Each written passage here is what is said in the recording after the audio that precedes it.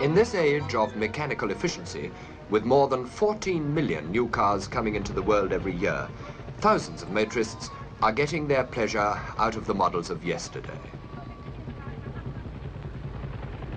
They choose to turn back to the days when the motor car was a highly temperamental and elegant curiosity, affectionately referred to, except when the thing had to be pushed, as she.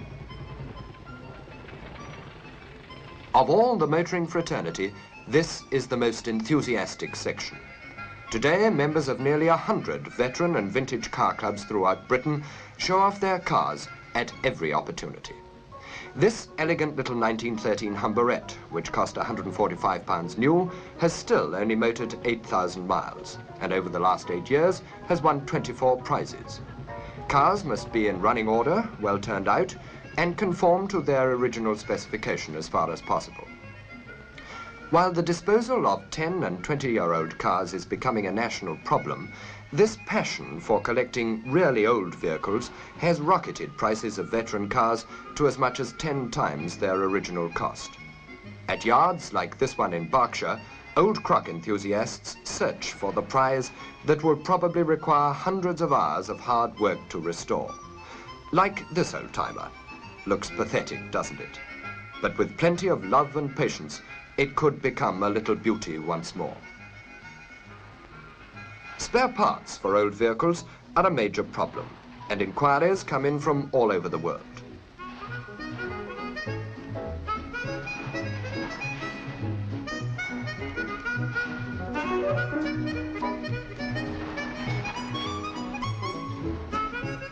There are even traction engines for the man who likes his engineering heavy. And for £1,000 or more, there's a 15-seat 1897 London bus in good running order.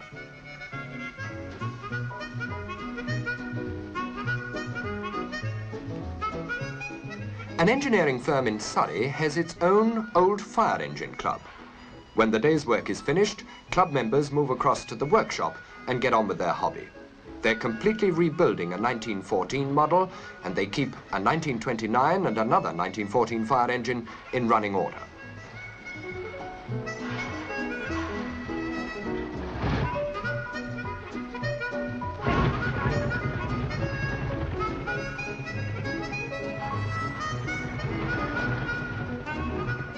With brass shining and paint gleaming, one of these old-timers is swung into action for a job.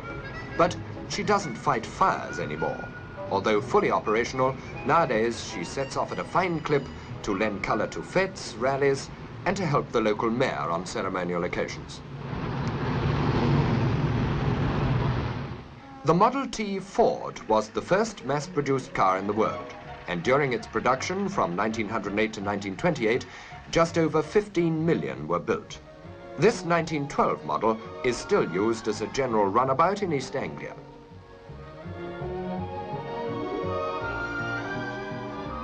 Mr. Douglas Fitzpatrick, a Norfolk veteran car enthusiast, is particularly proud of his 200 horsepower 1907 sports car. With its 21-litre engine, this car will still cruise at 100 miles an hour. Petrol consumption, up to 11 miles to the gallon. And even in 1907, they had a simple device for dipping headlamps. Veteran cars are popular around this house. With a fleet of 6 in the garage, each worth well over £1,000, Mr. Fitzpatrick usually sets off to his nearby farm in his 1906 Wolseley Siddeley. He prefers this car because it's so high. He can see over the hedges as he drives along.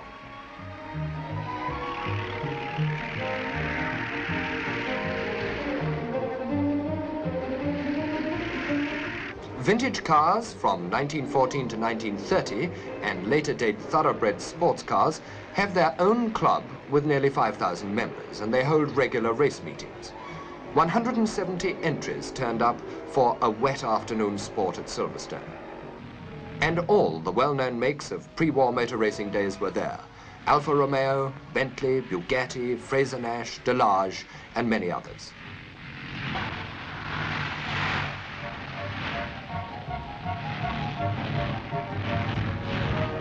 "36 vintage and thoroughbred sports cars line up for the 1-hour high-speed trial, ranging from 1922 to 1939 models. And they're off. Most of these old-timers, which lap the mile-and-a-half club circuit at 60 to 70 mile an hour, are still in daily use as general runabouts. Some of them are the sole family car, used for long continental tours as well as racing.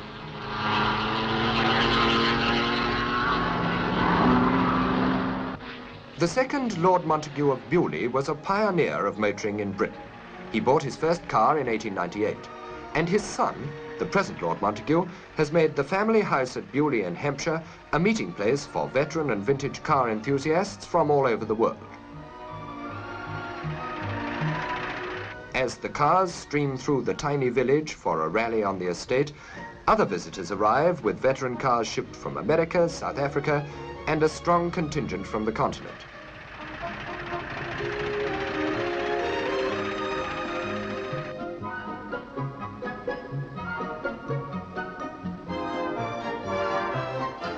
The Montague Motor Museum, started in 1952, is now the biggest collection of antique cars in the country, with more than 100 vehicles, including motorcycles and bicycles. Nearly 500,000 people visit the museum every year. All the exhibits are kept in running order and are periodically taken out for rallies, racing and pioneer runs. The oldest is an 1895 one-horsepower British car with a top speed of 8 miles an hour.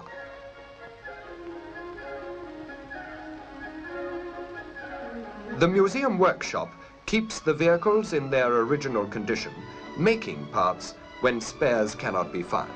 For the whole point of this veteran car craze, in a world of increasing standardization, is to put the clock back, to recapture the simplicity and style of early motoring.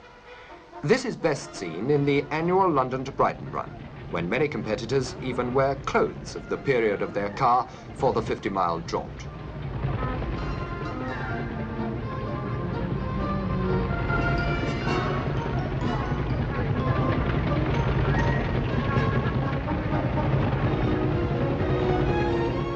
"250 veteran cars come from all over the world for this now famous event. It commemorates the original trip made by pioneer motorists in 1896 to celebrate their newly won freedom, the abolition of the 4-mile-an-hour speed limit.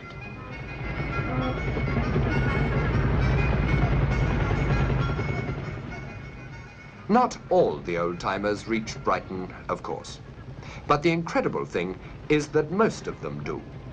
And as they go on their way, their cavalcade is a reminder of a remarkable chapter of progress, which has all happened in a lifetime.